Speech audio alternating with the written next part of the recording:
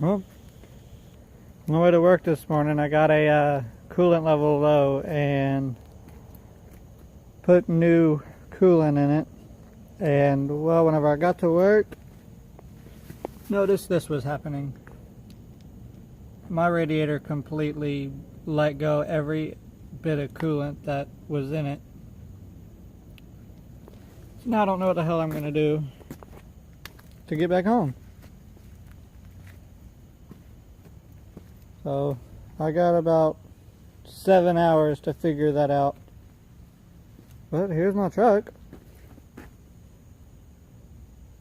So hopefully I can get this fixed and not cost me an arm and a leg.